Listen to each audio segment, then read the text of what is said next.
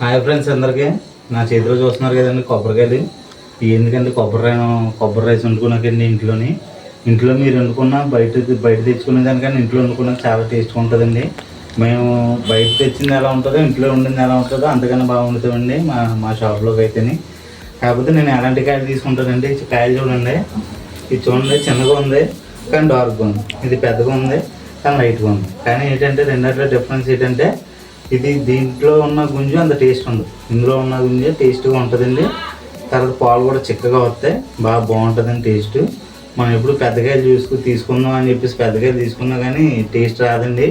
ఇలా డార్క్గా ఉంటే తీసుకొచ్చండి పర్లేదు, కానీ ఇలాంటి కాయలే బాగుంటాయండి, బాగానే మంచి టేస్ట్ వస్తాయి. ఇప్పుడు ఇందులో ఉన్న గుంజు ఎంత లావుగా ఉంటుందో ఇందులో ఉన్న గుంజు ఎంత లావుగా ఉంటుందో చూపిస్తానండి మీకు. రెండిట్లో డిఫరెన్స్ చూపెడతాను.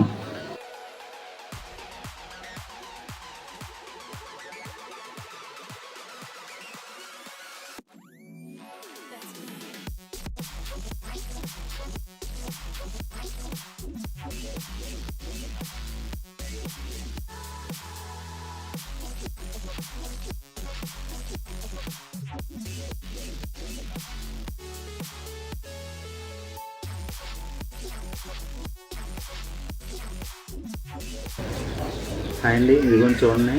ఇది చూడండి వైట్గా ఉంది, ఇది చూడండి డార్క్గా బ్రౌన్ కలర్లో ఉంది. ఇలా ఉన్నదానికి పాలు పెద్దగా రావండి, చాలా తక్కువ వస్తాయి.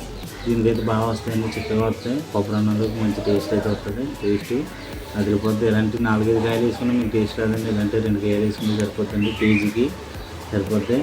ఇలాంటి మంచి వీడియోల కోసం నా ఛానల్ సబ్స్క్రైబ్ చేసుకుని నన్ను సపోర్ట్ చేయండి.